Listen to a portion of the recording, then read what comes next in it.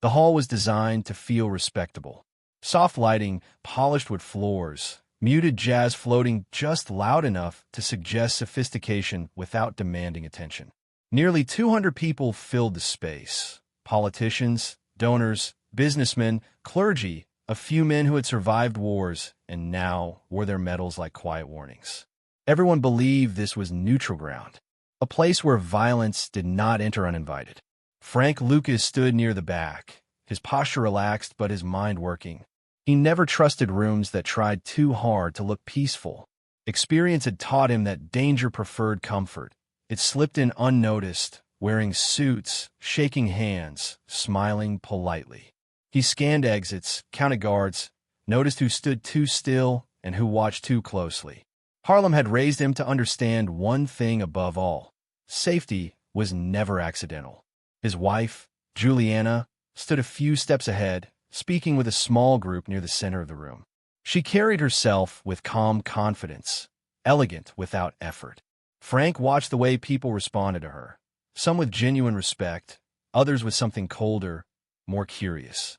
Success, especially black success, always disturbed certain men. Frank knew that disturbance well. He had built his life navigating it. The music softened. Glasses clinked. Laughter rose and fell in controlled waves.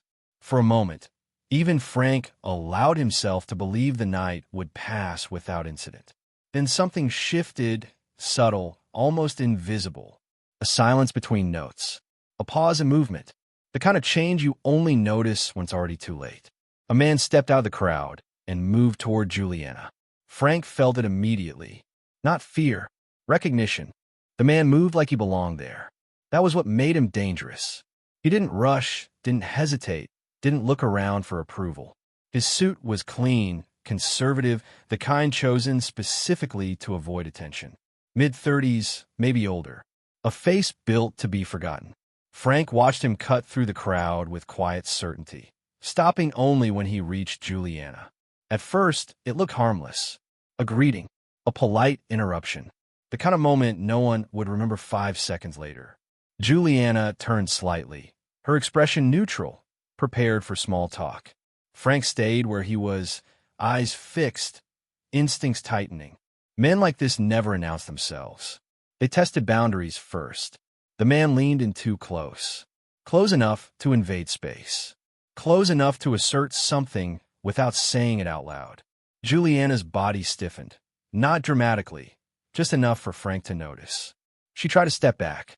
The man adjusted, blocking her path with practiced ease, still smiling. Then his hand came down and closed around her wrist. Not violently, not yet. Firm, possessive, as if he had every right. The room didn't react immediately. Most people didn't see it clearly. Those who did assumed it was a misunderstanding, a drunken mistake, something that would resolve itself without embarrassment. That assumption, the belief that nothing truly bad could happen here, hung in the air like a lie everyone wanted to believe. Juliana froze. Her breath caught. She didn't scream. She didn't pull away. She had learned long ago that sudden movements invited escalation. She looked past the man, her eyes searching the room, and found Frank. Their eyes met. Frank didn't move, not because he was unsure, but because he understood exactly what this moment required. The man holding his wife believed the crowd was a shield. He believed whiteness, respectability, and numbers made him untouchable. He believed no one would stop him. Frank Lucas was about to prove him wrong. The man leaned closer, lowering his voice so only Juliana could hear him. Whatever he said didn't need to be loud to be violent. The color drained from her face in a way Frank had never seen before. Not fear alone, but recognition. The kind that comes when hatred reveals itself without disguise. A few people nearby caught fragments. You're kind, betrayal, don't belong. Words delivered with the confidence of someone who believed consequences were for other people. Juliana's hand trembled once in his grip. She steadied it. Years beside Frank had taught her how to hold herself when rooms turned hostile. She didn't plead. She didn't protest. She met the man's eyes and said, clearly, "Let go." He smiled wider, enjoying the attention he thought he had earned, and tightened his fingers just enough to remind her who he thought he was. Across the room, Frank felt something old and cold settle into his chest. He had heard those words before, in different voices, different cities, different uniforms. He had heard them whispered by men who burned crosses at night, and spoken aloud by men who hid behind desks during the day. The ideology was the same. The confidence was the same. The mistake was always the same. The jazz trio stopped playing. A glass shattered somewhere near the bar. Conversations faltered as more eyes turned toward the center of the room. People sensed the shift now, the way animals sense the storm before the first drop of rain. Security guards straightened but didn't move. No one wanted to be the first to act. Neutral ground had rules, and no one wanted to break them. Frank stepped forward. His movement was unhurried, deliberate. Shoes against polished wood sounded louder than they should have. With each step, the room grew quieter, as if everyone understood, without being told, that something decisive was about to happen. Frank didn't raise his voice. He didn't reach for anything. He stopped an arm's length away and looked directly at the man holding his wife. "Let her go," Frank said. The words were calm, absolute, and for the first time since he entered the room, the man hesitated. Frank didn't raise his hands. He didn't threaten. He didn't shout the way movies taught men to shout when honor was at stake. He understood something the man in front of him did not. Escalation was a gift, and Frank had no intention of giving one. The room was watching now, every breath, every twitch of muscle magnified by silence. The man laughed, a short, sharp sound meant to humiliate. "You got a problem?" he said, loud enough for others to hear. His grip tightened, not enough to injure, just enough to remind Juliana that he still believed he controlled the moment. A few people shifted uncomfortably. Someone near the wall whispered Frank's name, unsure if it was a warning or a prayer. Frank studied the man's face closely, not with anger, but with assessment. He noticed the way his eyes flicked toward the exits, the way his jaw clenched when attention settled on him. This wasn't bravery. It was arrogance built on habit, the habit of never being challenged in public.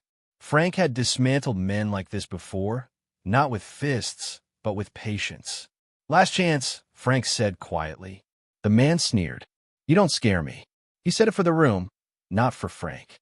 He believed the crowd was on his side, that no one here would risk disorder, lawsuits, scandal. He believed respectability would protect him the way robes and hoods once did. Frank smiled, not wide, not warm, just enough. Slowly, deliberately, he reached into his jacket. A ripple of tension moved through the hall. Security guards stiffened. A woman gasped. Somewhere, a chair scraped softly against the floor. 200 people stood perfectly still, waiting for a weapon, for violence, for the moment the night would break open. Frank's hand came out holding something small. Not a gun, an envelope. The man's smile faltered. Frank held the envelope between two fingers, not offering it yet, letting the room sit inside the pause. Silence thickened until it felt physical, pressing against chests, tightening throats. The man's eyes flicked from the envelope to Frank's face, searching for clues. Anger, fear, bluff. He found none. What he saw instead unsettled him more than any weapon could have. "Take it," Frank said. The man hesitated. Then, sensing the room watching, he snatched the envelope with his free hand, still gripping Juliana with the other. He opened it. His confidence collapsed in stages. First confusion, then recognition, then something close to panic. Inside were photographs taken at a distance. Meetings in basements, faces half-lit, symbols stitched where they thought no one would see. Names followed. Real names, not aliases. Addresses. Dates. A short note, typed, precise, federal interest confirmed.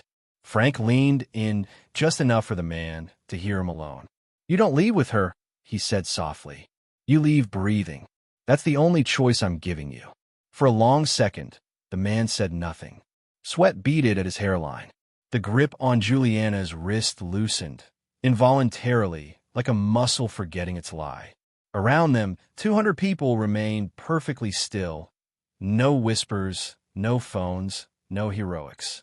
The room had learned that moving now would be a mistake. The man let go. Juliana stepped back and into Frank's space without looking away from the man. Frank didn't touch her yet. He kept his eyes on the threat until it was fully gone. Only then did he raise his voice, just enough for the hall to hear. This man doesn't belong here. Security moved as if released from a spell. Hands appeared, firm but careful. The man didn't resist. He didn't speak. He walked, pale and exposed, past faces that no longer pretended not to see him. The door closed behind him with a soft, final sound. Frank finally turned to Juliana. He took her hand. The jazz did not resume. No one applauded. 200 people stood completely still, understanding, perhaps for the first time, that power didn't always shout. Sometimes it simply ended the moment. The room stayed frozen long after the doors closed. No one spoke. No one moved. It was as if the air itself needed time to relearn how to circulate. Then, slowly, people began to breathe again, careful breaths, measured breaths, the kind taken after narrowly missing something catastrophic. A few guests looked down at their hands, surprised to find them shaking. Others stared at Frank, not with fear, but with a new, uncomfortable awareness. Security whispered into radios, suddenly efficient, suddenly serious. The event organizers tried to regain control, murmuring apologies that didn't quite land. The jazz trio packed their instruments without a word. Music felt inappropriate now, almost disrespectful. What had just happened wasn't entertainment. It was a lesson. Frank and Juliana didn't linger. They walked together toward the exit, heads high, unhurried. No one tried to stop them. No one dared ask questions. As they passed, people stepped aside instinctively, creating a narrow corridor of space and silence. Respect had entered the room without asking permission. Outside, the night air felt colder, sharper. Juliana finally exhaled, her shoulders lowering as the tension drained from her body. Frank squeezed her hand once, firm, grounding. Still no words. Some moments didn't need them. A black car waited at the curb. As they drove away, the city lights blurred past, indifferent and eternal. Inside the hall, conversations resumed in fragments. Names were whispered. Speculation spread. Some claimed they had always known the man was dangerous. Others insisted they'd seen nothing. But everyone agreed on one thing. Whatever that envelope contained, it had ended something permanently. The illusion of safety. The comfort of neutrality. The belief that hatred could hide forever in plain sight. By morning, the story had already changed shape. It would never be told exactly the same way twice.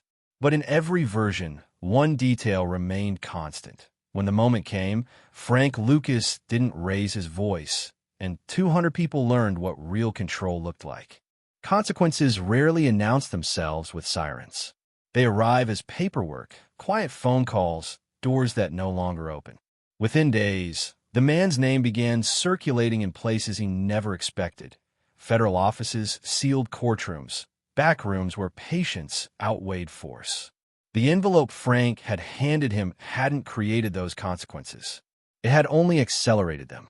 Investigators moved with practiced calm. Old tips were refiled. Dormant leads were reopened. A pattern emerged. Travel that didn't match income, meetings that didn't match alibis, associates who suddenly remembered details they had once forgotten. The ideology that had protected him in shadows now betrayed him in light. Men who had once sworn loyalty stopped returning calls. Silence, it turned out, cut both ways. At the same time, the city adjusted. Invitations changed. Security protocols tightened. Donors asked questions they had never asked before. Neutral spaces were no longer neutral. People realized, too late, perhaps, that comfort had been a choice, not a guarantee. The memory of that frozen room lingered, reshaping behavior without a single speech or headline. Frank returned to his routines. He visited Harlem churches, checked in on families he supported, handled business with the same measured discipline as always. He didn't brag. He didn't explain. Those who understood didn't need clarification. Those who didn't weren't owed one. Control, Frank believed, was proven by what you didn't say after the moment passed. Weeks later, news broke quietly, an arrest on unrelated charges, then another, then a transfer into a system that measured men by evidence rather than bravado. No one mentioned the gala. No one mentioned the wrist. But the chain was unbroken, and everyone who mattered knew where it had started. The city moved on as cities do, but it moved differently, more cautious, more awake. And Frank knew the final lesson was close, the kind that settles not in headlines, but in memory. Years later, no one remembered the speeches from that night. They didn't remember the jazz, the donors, or the polite applause that had filled the room before everything changed. What they remembered was the stillness. 200 people standing in a shared silence, understanding, without explanation, that something irreversible had just occurred. Some remembered Juliana's composure, the way she didn't cry or collapse, the way she stepped back with dignity when the grip on her wrist finally loosened. Others remembered the man's face when he opened the envelope, the exact moment arrogance gave way to reality. A few remembered Frank's voice, calm and measured, carrying authority without volume. No one remembered shouting. No one remembered chaos. That absence became the point. The story evolved as all stories do. In some versions, Frank had saved lives. In others, he had ended one. The truth was quieter, more unsettling. He had revealed how thin the protection of hatred really was once it was seen clearly.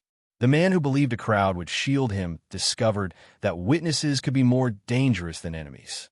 Frank and Juliana continued their lives without ceremony. They returned to Harlem, to routines shaped by memory and restraint. Frank never spoke publicly about the incident. When asked privately, he offered only one sentence: "Some moments don't need noise." It was the closest thing to a philosophy he ever shared. And that was what people carried with them. Not fear, not admiration, but awareness. The understanding that power didn't always arrive with violence, that hatred could be disarmed by preparation, and that sometimes the most decisive act was knowing exactly when to stand and when to let silence do the rest. That night didn't become legend because of what Frank Lucas did. It became legend because of what everyone else did not dare to do once he did it. And the room never forgot.